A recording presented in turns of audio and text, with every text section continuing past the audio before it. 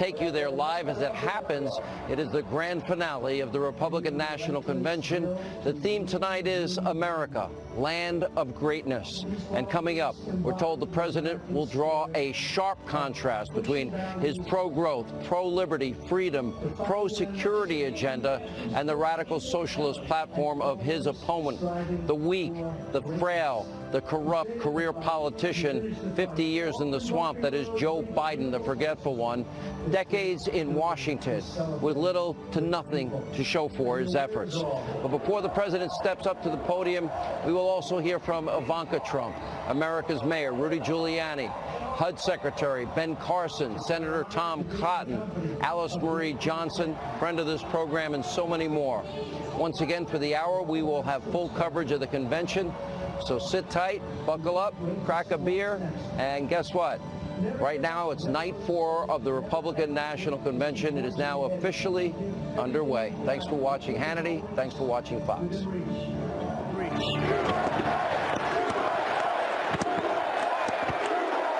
Hey, everyone. I am Dana White, the president of the UFC.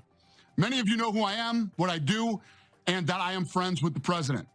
I spoke at this convention 4 years ago, and I'm back because I believe we need President Trump's leadership now more than ever.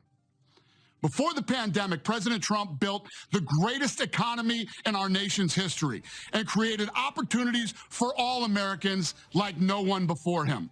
Financial markets hit all-time highs, unemployment was at an all-time low, and we weren't facing the lawless destruction that now is occurring in a few of our great cities. It blows my mind how quickly some of the leadership in this country has forgotten the critical role first responders play in our society. Police departments and other law enforcement, even some fire departments, have faced opposition from many in this country. But they are always the people who are asked to step up when things are at their worst and put themselves at risk. That has certainly been the case during this ongoing pandemic. Come on, America, defunding these vital positions is not the answer. The first responders have always taken care of us, and now, more than ever, we need to take care of them.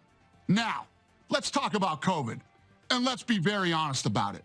No one person and no one place could have anticipated the challenges that COVID would bring. But President Trump has faced all these obstacles head on. He immediately put protective measures in place, and he reached out to the best and the brightest leading American businesses across all industries to discuss what he and his administration could do to get the economy back up and running safely. Let me give you more detail. In early April, President Trump organized a task force of business leaders across the country, and I was fortunate enough to serve on that task force. Firsthand, I had the opportunity to witness how hardworking and determined President Trump was to solve unprecedented problems our country was facing. I personally observed his ability to listen and understand the issues impacting Americans of all backgrounds. It was clear his highest priority was always the health and safety of everyone in our country. Not just Republicans, not just supporters, but every single American. President Trump recognized that one of the small ways to instill a sense of normalcy in people's lives was to bring back entertainment options.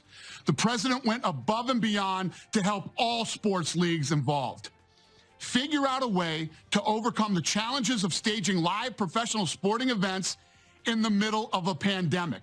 And you know what? We did it. The UFC was the first to do it, and we are continuing to do it.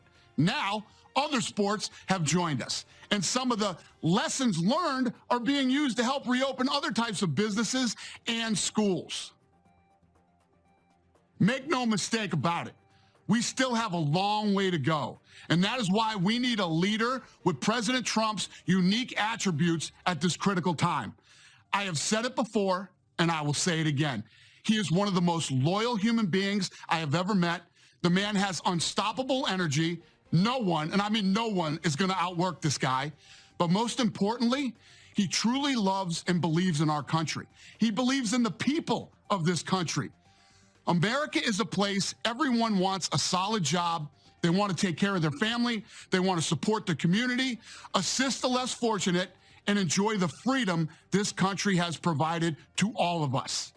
While we have certainly experienced a ton of negativity in 2020, President Trump's mindset is to work tirelessly to find solutions to problems and help restore America.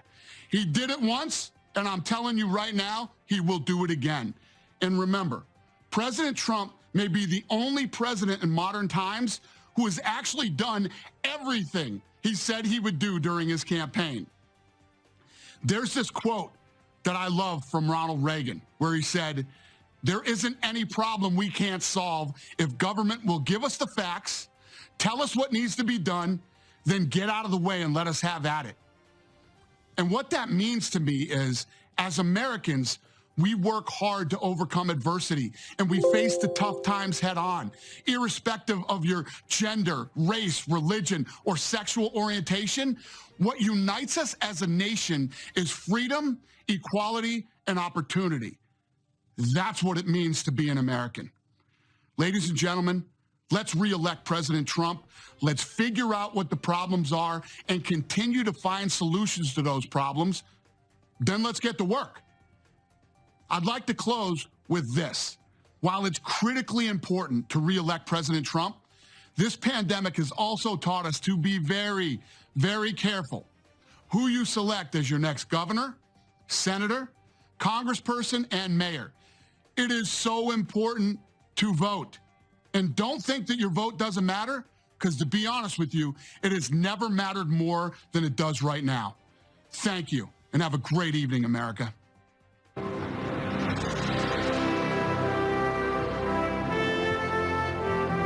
Buenas tardes, konbanwa, magandang gabi po, aloha, and good evening. I'm Utah Attorney General Sean Reyes. I'm a proud American and proud descendant of warrior ancestors, women and men alike, from my Hawaiian, Filipino, Japanese, and Spanish heritage. My father demonstrated his warrior spirit over 50 years ago, fighting a dictator in his homeland, the Philippines. Barely escaping with his life, he started anew in America. He arrived with nothing but faith, determination, and a willingness to work hard. He lived the American dream, building businesses, a family, and seeing me become Utah's first minority statewide elected official. Today, I channel my warrior roots by battling human trafficking. I've been able to lead some of the largest trafficking prosecutions in America and traveled to foreign countries, working with law enforcement and NGOs to dismantle trafficking networks and rescue people from the most brutal conditions imaginable. Young girls and women sold into sex slavery, young boys and men forced into labor servitude, illegal adoptions, organ harvesting, human life utterly debased. President Donald Trump is a fierce warrior against human trafficking. How do I know? Early in 2017, I had occasion to visit with him about our rescues. He asked insightful questions, expressed deep concern for victims.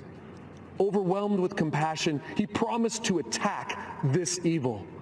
President Trump summoned Ivanka and leaders from his cabinet, directing resources and hundreds of millions of dollars for raising awareness, liberating victims, prosecuting predators, and empowering survivors. Together, they've done more to combat human trafficking than any administration in modern history. Now that's a promise kept. President Trump's taken similar aggressive action to break the chains of drug addiction and improve mental and behavioral health. He declared the opioid epidemic a national public health emergency and made available billions of dollars to confront this threat. He also signed a bill creating a phone number like 911, but for mental health. When activated, 988 will be a lifeline for those struggling with thoughts of suicide, depression, addiction, self-harm, or even hurting others. It will save countless American lives. A few months ago, my father, my warrior hero, lost his fight with cancer. When he passed, he had by his bedside His scriptures, family photos, and a pen President Trump gave me to give him. Dad loved that pen. It represented freedom to him, the freedom that only exists when someone is willing to fight for it. To my father, President Trump is that ultimate warrior fighting for our freedom. If you listen to Democrats, the media, and liberal elite, they will tell you that America's light doesn't shine as brightly around the world as it once did. That is simply not true. The same light that brought my father to America inspires the desperate and downtrodden equally today.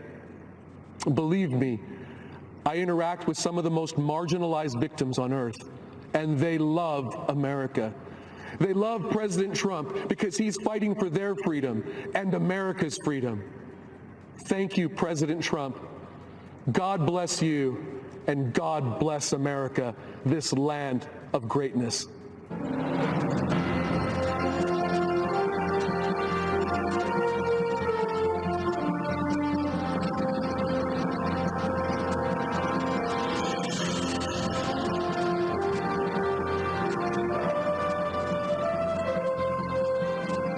My name is Debbie Flood, and I own a small foundry and machine shop in Wisconsin that manufactures cast bronze architectural hardware.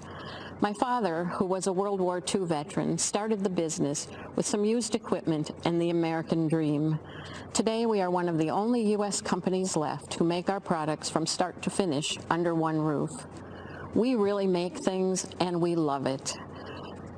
When we lost nearly 50% of our business to China in the mid-2000s, we wondered how a small company like ours could continue to compete. At that time, Joe Biden was a senator. He voted to normalize trade with China and helped pave the way for them to join the WTO, even though they were hurting American companies like ours. But we're tenacious and we're creative. We took a risk and purchased a 3D printer. 3D printing technology allows us to do things that China can't. Now we can take a customer's idea from sketch to sample to production in just a few weeks. This opened up new opportunities for us. Later, we fought our way through the Great Recession. Then Donald Trump was elected, and we breathed a sigh of relief. He actually fought for American workers and American craftsmen. He actually cared about bringing back those three beautiful words, made in America. We no longer had to succeed despite government. Now the government was on our side. We enjoyed a thriving economy stimulated by President Trump's pro-business and pro-worker policies. Thanks to the Trump tax cuts, I've been able to raise my employees' wages, so they got a pay raise and a tax cut. Even in the face of the pandemic, the president doubled down on his support for business. Thanks to President Trump, our business was approved for the Paycheck Protection Program. That allowed us to keep our people working at a time when the future was very uncertain. Our president understands that the best solutions unleash the innovation of American entrepreneurs and the creativity of American workers. Joe Biden doesn't really know anything about business or creating jobs. He spent 47 years in government, and it's doubtful that he'll finally figure it out in year 48. He's pledged to raise our taxes and bring back excessive regulation. I own a business whose mission it is to solve problems. Anything can be solved with a little creativity. It takes courage, commitment, and ideas. And those are all things that come naturally to President Trump. And that's why he has my support.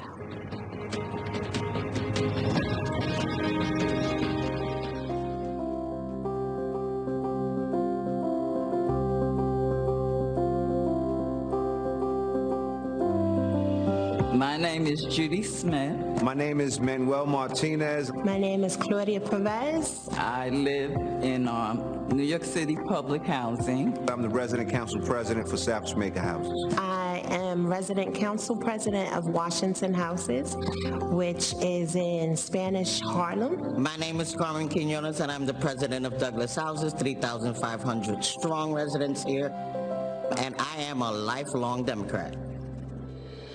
I would really hate to get started on this, Mayor.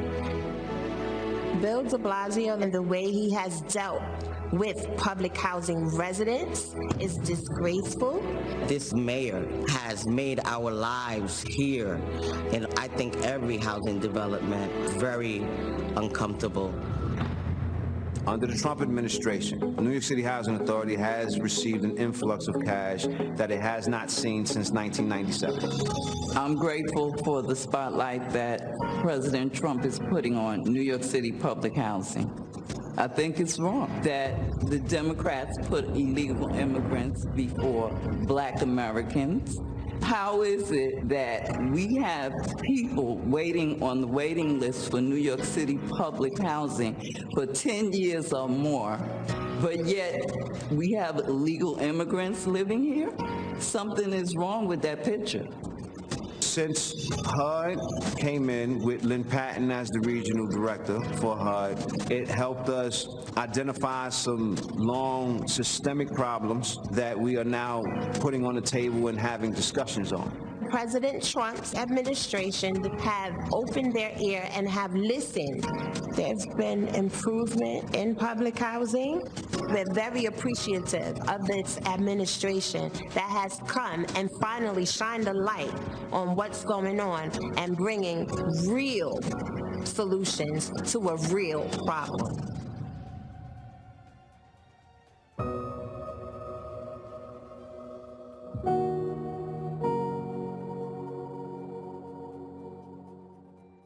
Hello, my name is Ann Dorn.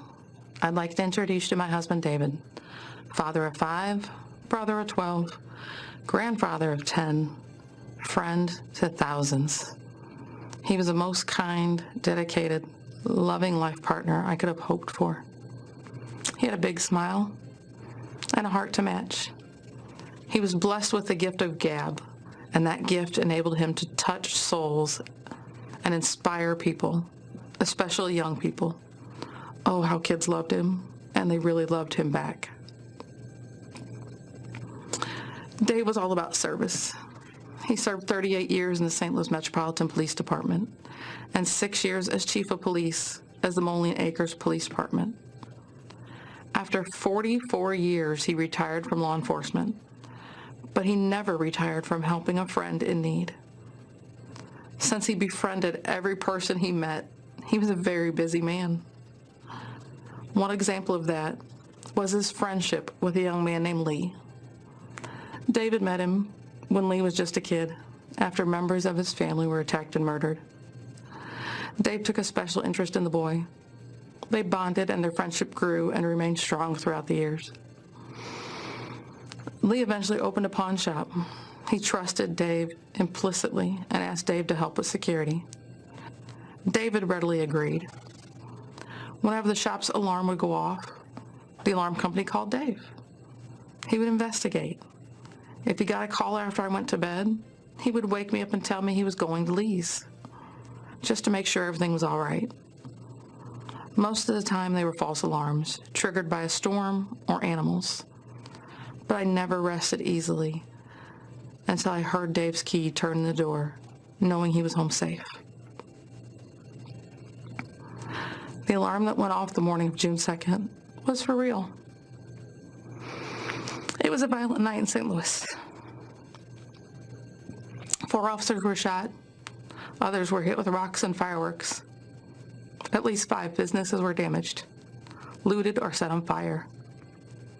As the officer wellness coordinator and CIT coordinator with the police department, I was keenly aware of the rioting and spent the evening getting ready to mobilize support for officers who were impacted. After I'd gone to bed, David received a call from Lee's alarm company. The front door of the pawn shop had been breached. This time he didn't wake me up to tell me. He probably knew I would have tried to stop it or insist on going with him. As I slept, looters were ransacking the shop. They shot and killed David in cold blood, and then live streamed his execution and his last moments on earth. David's grandson was watching the video on Facebook in real time, not realizing he was watching his own grandfather dying on the sidewalk. I learned of all this around 4 a.m. when our doorbell rang. The chief of police was standing outside. I wondered why Dave had not answered the door. It wasn't uncommon for him to be up watching TV at this time. I called out to him several times. There was no reply. He just wasn't there. I let in the chief, and fighting back tears, he uttered the words every officer's spouse dreads.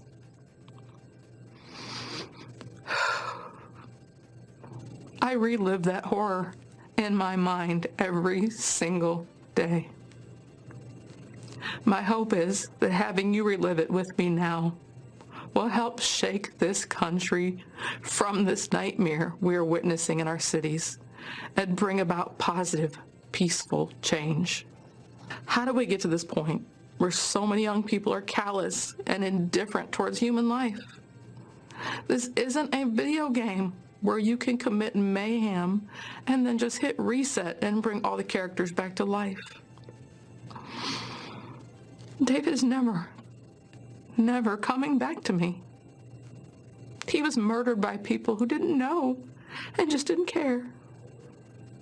He would have done anything to help them. Violence and destruction are not legitimate forms of protest. They do not safeguard Black lives. They only destroy them. President Trump understands this, has offered federal help to restore order in our communities. In a time when police departments are short on resources and manpower, we need that help. We should accept that help. We must heal before we can affect change, but we cannot heal amid devastation and chaos. President Trump knows we need more Davids in our communities, not fewer. We need to come together in peace and remember that every life is precious.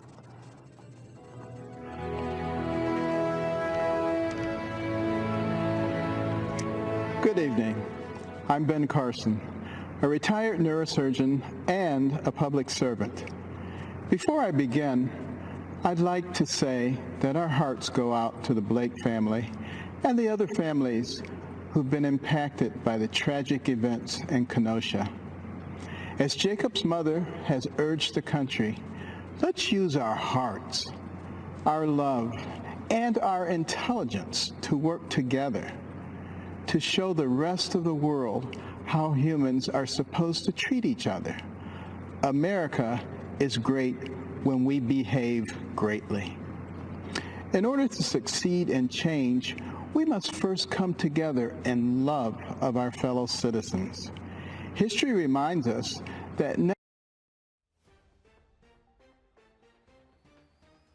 necessary change comes through hope and love, not senseless and destructive violence.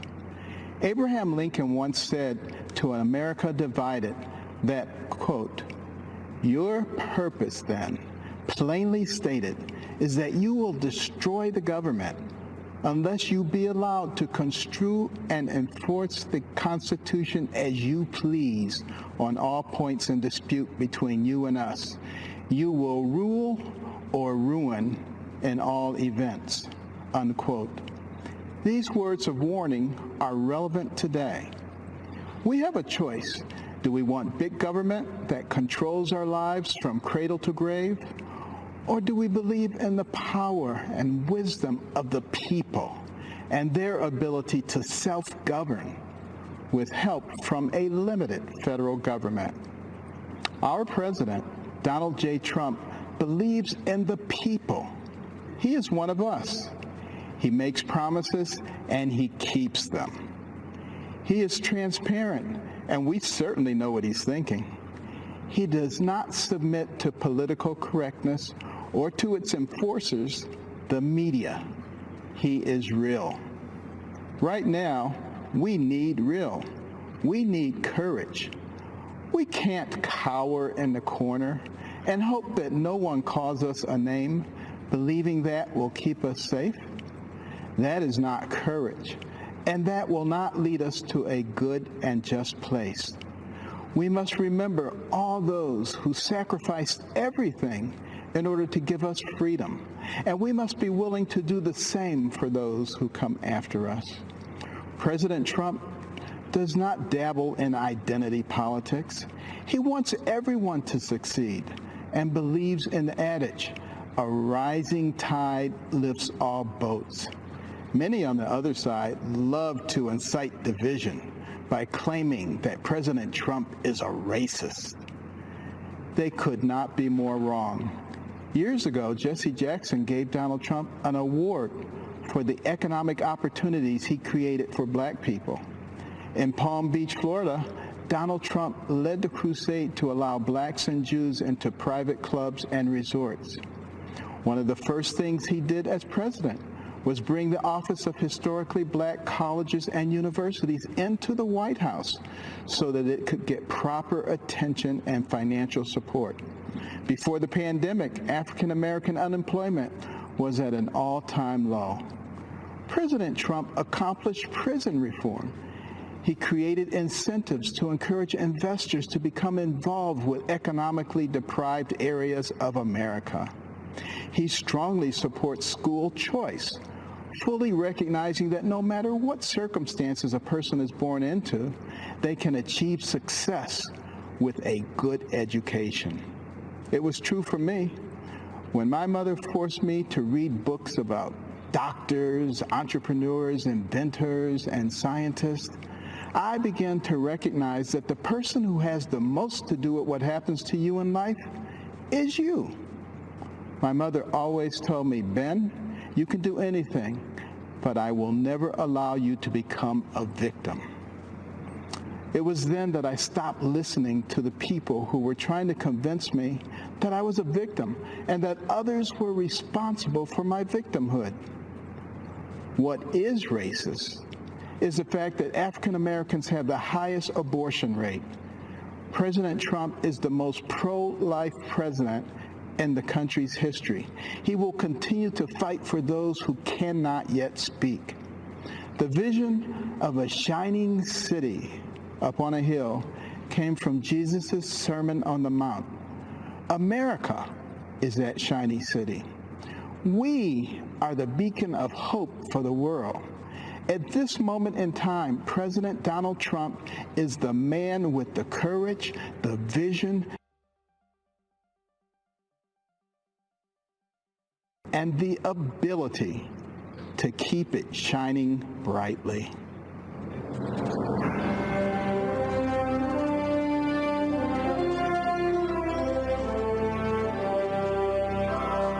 Pat Lynch, President of the Police Benevolent Association, speaking to you on behalf of 50,000 active and retired New York City police officers. We are the proud men and women who wear a shield on our chest and put ourselves in harm's way to protect our city. We are proud to endorse our president, Donald J. Trump, for re-election because the stakes have never been higher. Like cops across the country, we are staring down the barrel of a public safety disaster. More than 1,000 people have been shot in New York City so far this year. Almost 300 have been killed. These are not just numbers. These are real people. A father gunned down while holding his 7-year-old daughter's hand. A beloved neighborhood peacemaker killed by a stray bullet. A 17-year-old who made all the right choices, who worked hard to go to college and earned a sports scholarship, murdered before he can tell his mother the news. A 1-year-old child shot dead in his stroller. Innocent people, innocent lives lost. One tragedy is too many. But every day the number keeps growing. And every day our communities are asking us, why is this happening? The answer is simple. The Democrats have walked away from us. They have walked away from police officers, and they've walked away from the innocent people we protect. Democratic politicians have surrendered our streets and our institutions. The loudest voices have taken control, and our so-called leaders are scrambling to catch up with them. In city after city, they've slashed police budgets. They have hijacked and dismantled the criminal justice system. They've passed laws that made it impossible for police officers to do our job effectively. Here's the sad truth that every cop in this country knows. The violence and chaos we're seeing now isn't a side effect. It isn't an unintended consequence. It's actually the goal. The radical left doesn't really want better policing. They don't really care about making the justice system fairer. What they want is no policing. What they want is a justice system that just stops working altogether. In places where Democrats are in power, the radical left is getting exactly what they want, and our country is suffering for it. I've been a New York City police officer for 36 years. I've spent 21 of those years protecting the cops who protect New Yorkers. I've never seen our streets go this bad so quickly. I've never heard from so many cops from every corner of the country who are saying the same thing. Our hands are tied. If we're going to turn the tide and restore law and order, we cannot fall into the left's trap. There is nobody who hates bad cops more than good cops. But that doesn't matter to the radical left. To them, we're all just bad because we're all just blue. Their anti-law enforcement campaign isn't about a single incident. It isn't the result of one bad law or one bad policy. It's about a message. The message is police officers are the enemy. The message is criminals have the right to resist arrest. The message is if you commit a crime, if you victimize the most vulnerable of people, the justice system will not hold you accountable. That's the message echoing through city halls and state houses across our country. It's playing on a loop in the media.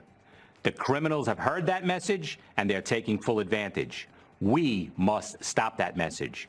We must expose the left's lies about police officers and the job that we do.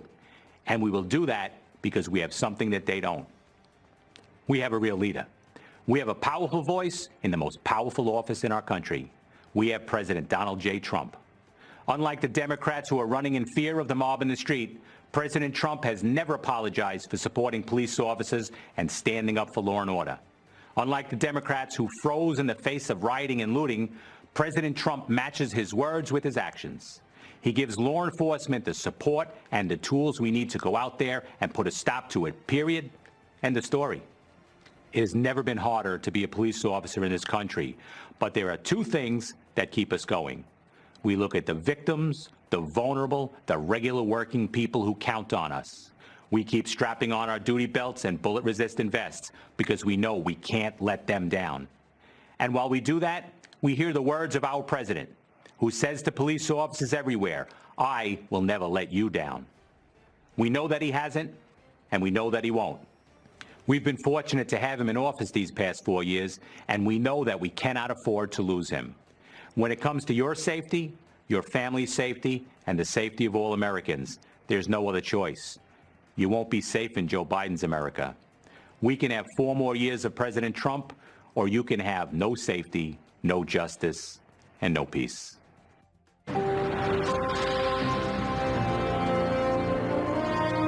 Good evening. My name is Rudy Giuliani, and I'm the former mayor of New York City. In 2013, my city elected a self-described progressive Democrat as mayor. New York City, once described as America's crime capital, had become, by the mid-1990s, America's safest large city. Now today, my city is in shock. Murders, shootings, and violent crime are increasing at percentages unheard of in the past. We're seeing the return of rioting and looting. During riots, this Democrat mayor, like others, has often prevented the police from making arrests. And even when arrests are made, liberal, progressive DAs release the rioters so as not to disrupt the rioting.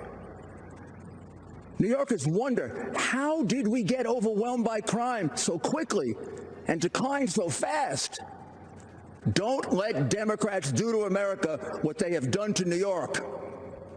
Again, the Democrats are urging you to vote for an obviously defective candidate.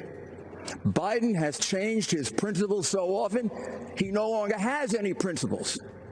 He's a Trojan horse with Bernie, AOC, Pelosi, Black Lives Matter, and his party's entire left wing, just waiting to execute their pro-criminal, anti-police, socialist policies.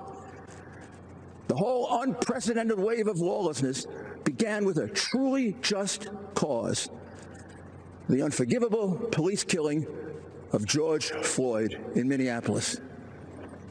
Peaceful protests began all over the land. The condemnation of the killing was universal, from President Trump to Democrat leaders. It seemed, for a few brief shining moments, Democrat and Republican leaders would come together with a unified proposal to reduce police misconduct. This possibility was very dangerous to the left. They had a president to beat and a country to destroy. And although an agreement on action against police brutality would be very valuable for the country, it would also make President Trump appear to be an effective leader. They could have none of that. So Black Lives Matter and Antifa sprang into action, and in a flash, they hijacked the peaceful protests into vicious, brutal riots. Soon, protests turned into riots in many other American cities, almost all Democrat. Businesses were burned and crushed, people beaten, shot and killed, police officers routinely assaulted, badly beaten, and occasionally murdered. And the police handcuffed by progressive Democrat mayors from doing anything but observe the crimes and absorb the blows. But the worst of it was the slaughter of innocent young people with their whole lives ahead of them. The murder of 4-year-old LeGrand Talfaro in Kansas City shocked the nation, but not Black Lives Matter or their many Democrat supporters. 17-year-old basketball star Brandon Hendricks was killed in the Bronx just days after graduating high school and on his way to St. John's to play basketball. He passed with only a brief mention. 1-year-old Davil Gardner Jr. was shot and killed in a stroller at a cookout in Brooklyn, and it caused no outrage. For President Trump and for us Republicans, all Black lives matter, and the lives of LeGrand and Brandon and Davil matter to us. All lives matter to us. These continuous riots in Democratic cities gives you a good view of the future under Biden. All 5 of the top cities for homicides, like the top cities for rioting and looting, are governed by progressive Democrats. Using the progressive Democrat approach to crime, which is to do nothing substantive to reduce it, to release prisoners, as many and as soon as possible, and to go to war with the police, the only group with the capability to protect your citizens. It is clear that a vote for Biden and the Democrats creates the risk that you will bring this lawlessness to your city, to your town, to your suburb. There is no question that this awesome job of restoring safety for our people cannot be done from your basement, Joe. There's also no question that President Trump will fight with all his strength to preserve the American system of government and our way of life. In critical times in our history, America has always been blessed with the right person to handle the crisis. Washington, Lincoln, Roosevelt, Reagan were perfect for the challenges they faced and brought our nation through gloriously. President Trump, with his boundless love of our country and all our people, his disciplined work ethic, his exceptional ability to inspire, and his deep understanding of our system of government and the strength of American values, is the man we can trust to preserve and even improve our way of life. Mr. President, make our nation safe again. All right, that was America's Mayor, Rudy Giuliani. We have to take a quick 60-second, 1-minute commercial break. Stay with us. More of Hannity as we continue from the RNC convention in 60 seconds. At simplysafe.com. Welcome back to Hannity, our coverage of the final night of the RNC. So let's listen back into the RNC. Senator Tom Cotton is about to address the convention. Let's listen in.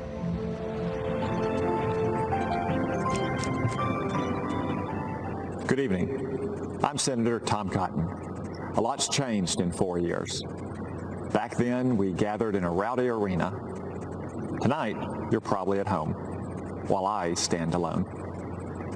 Stands alone. That was the motto of my old Army unit, the 506th Infantry, the original band of brothers. From the Normandy beaches to the Iraqi desert, we fought alongside each other, but we were always prepared to stand alone. And so it is with our nation. We lead the free world, but we'll stand alone if we must to defend America. Donald Trump understands this. He puts America first. That's why America is safer now than 4 years ago.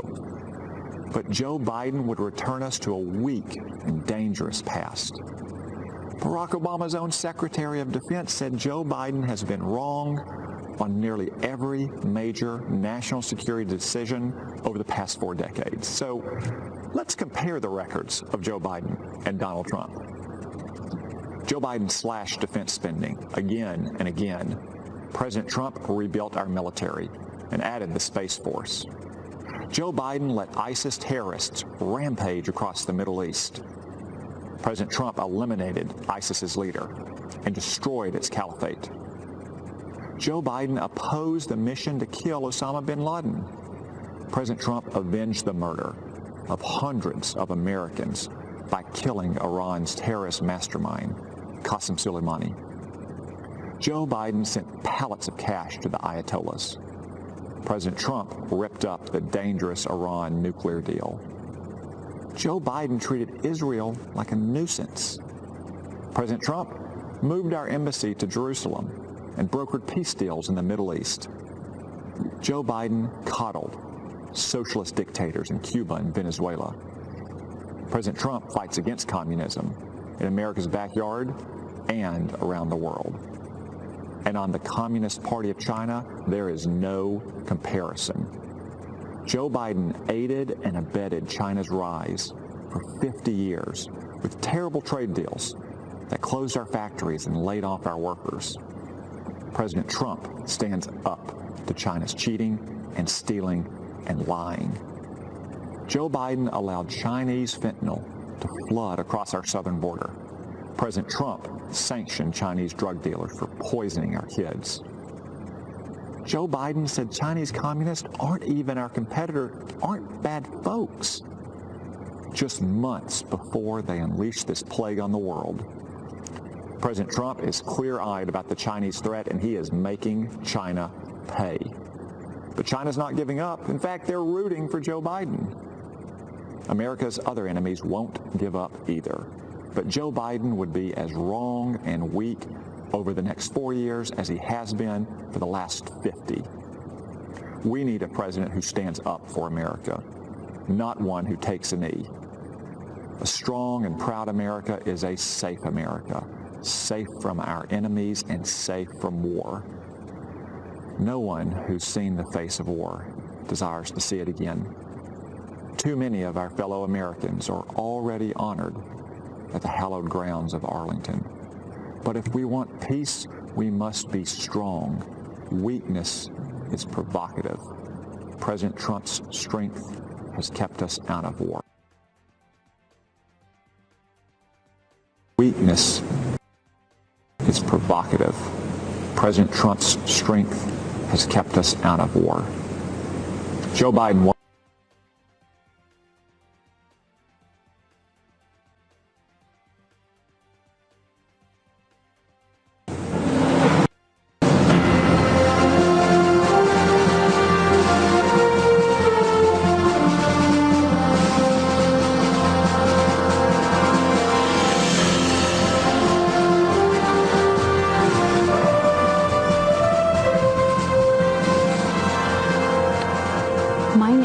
Marcia Mueller. This is my husband, Carl.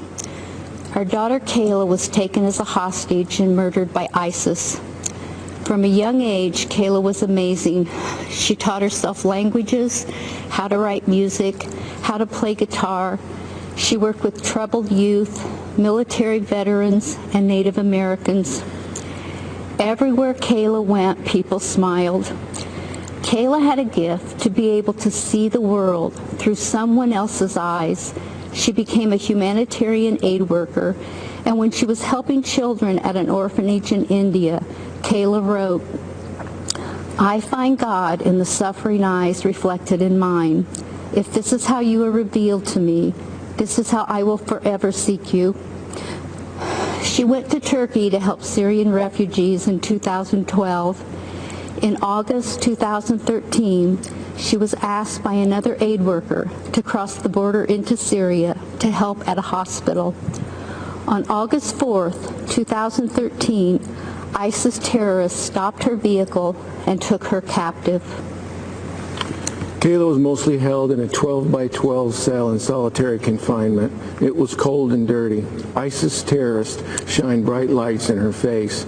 They shaved her head. They beat her and tortured her. The leader of ISIS, Abu Bakr al-Baghdadi, raped her repeatedly. For 18 months, she endured. And we endured an agonizing back and forth between us, the Obama administration, and ISIS. We put all our faith in the government, but the government let us down. President Obama refused to meet with us until ISIS had already beheaded other Americans. To this day, we've never heard from Joe Biden. Instead, the Obama administration hid behind policy so much that we felt hopeless when they kept us from negotiating to save Kayla's life. The administration showed more concern for the terrorists in Guantanamo than the American hostages in Syria. The military prepared a rescue mission, but the White House delayed it. By the time it went forward, Kayla had been moved to another location. After 18 months of brutal torture, we learned from ISIS that Kayla had been killed. The Obama administration kept telling us they were doing everything they could, but their version of everything wasn't enough. What a difference a president makes. Under President Trump, U.S. Army Special Operators conducted a raid on al-Baghdadi's compound. After we learned that al-Baghdadi was killed, we learned something else. The operators named themselves Task Force 814 after August 14th, Kayla's birthday. And the mission was named Operation Kayla Mueller. To those soldiers, thank you. Kayla was looking down on you. The Trump team gave us empathy we never received from the Obama administration. The Obama administration said it was doing everything it could. The Trump administration is. Let me just say this. Kayla should be here. If Donald Trump had been president when Kayla was captured, she would be here today. When Kayla was a hostage, I'd go outside at night and look at the moon. I'd look at the moon and I'd promise her I'd do everything I could to get her home. Now when I see the moon, I'm reminded of my promise to her I couldn't keep. All Kayla wanted was to make it home. We are still working to find her, and God willing, we will bring her home. Kayla was born a miracle. We were told we would never have a second child, but God gave us Kayla, and she gave herself to the world. 8 months into Kayla's captivity, another hostage was able to smuggle out a letter Kayla had written. As we read it, we could see that God was holding her in his arms. In her words, she felt tenderly cradled in free fall. She also wrote, "I have been shown in darkness light and have learned that even in prison one can be free. I am grateful. I have had many hours to think how only in your absence have I finally, at 25 years old, come to realize your place in my life. None of us could have known it would be this long, but no, I am also fighting for my side in the ways I am able, and I have a lot of fight left inside of me. I am not breaking down, and I will not give in, no matter how long it takes." Kayla taught me so many things as her mom. She's still teaching us. Carl and I support Donald Trump because of his commitment to make and keep America great, not with the power of the government, but with the passion of people like Kayla, Americans who, even in the darkest days, always have more fight left inside of them. Americans who don't just talk, they act. That was our daughter. That's President Trump. As long as we stay strong like Kayla, as long as we refuse to break, we will be great. Thank you.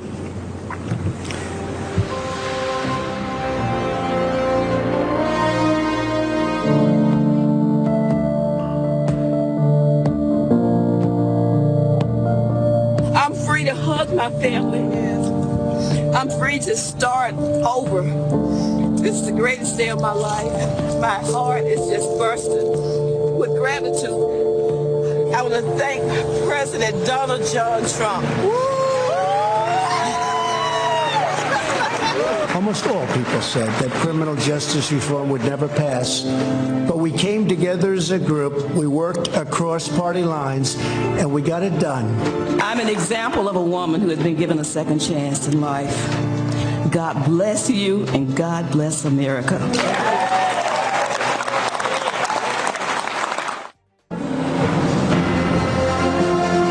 Good evening. I'm Alice Marie Johnson. I was once told that the only way I would ever be reunited with my family would be as a corpse. But by the grace of God and the compassion of President Donald John Trump, I stand before you tonight, and I assure you, I'm not a ghost. I am alive, I am well, and most importantly, I am free. In 1996, I began serving time in prison, life plus 25 years. I had never been in trouble. I was a first-time nonviolent offender. What I did was wrong. I made decisions that I regret. Some say, you do the crime, you do the time. However, that time should be fair and just. We've all made mistakes. None of us want to be defined forever based on our worst decision. While in prison, I became a playwright, a mentor, a certified hospice volunteer, an ordained minister, and received the Special Olympics Event Coordinator of the Year award for my work with disabled women.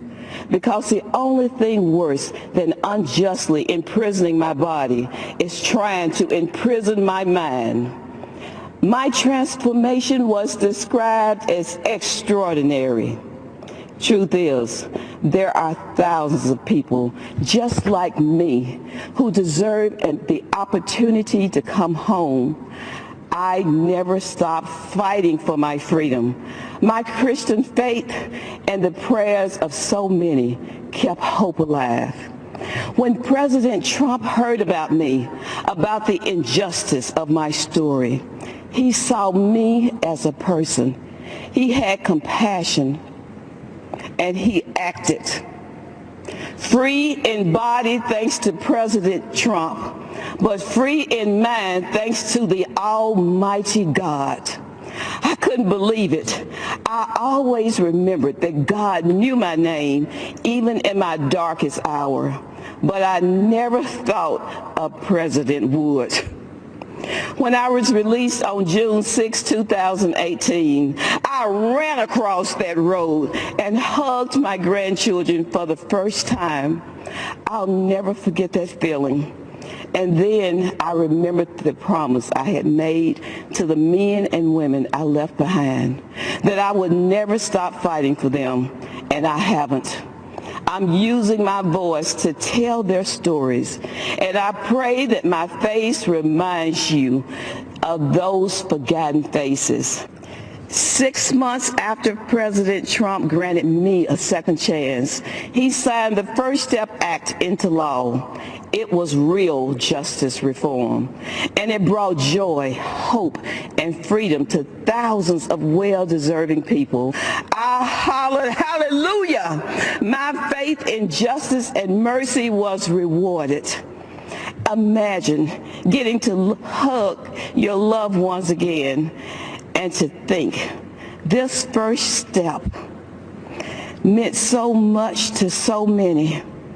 I can't wait because we're just getting started. The nearly 22 years I spent in prison were not wasted. God had a purpose and a plan for my life. I was not delayed or denied. I was destined for such a time as this. I pray that you will not just hear this message, but that you will be inspired by my story, and your compassion will lead you to take action for those who are forgotten. That's what our president, Donald Trump, did for me. And for that, I will be forever grateful. God bless you. God bless President Trump. And God bless America. Thank you. That's friend of this program, Alice Marie Johnson. What a phenomenal story. All right, Hannity is coming to a conclusion. Night 4, our coverage, the Republican National Convention. But the night is just getting started. In just a few moments, Ivanka Trump will address this big crowd here on the South Lawn at the White House and the RNC. Then the president, Donald Trump, will deliver his keynote address and officially accept the Republican nomination right here at the White House. Now, by the way, you'll notice a big difference from last Tuesday, or Thursday rather, when Joe Biden gave an incredibly dull, boring speech to an empty room. And he's talking about shutting the country down again. In 68 days, it's your choice. The most consequential election in our lifetime. Our futures all depend on it, our children and our grandchildren. Thank you. This Sunday again in the New York Times, it'll be #1, Live Free or Die, America and the World on the Brink.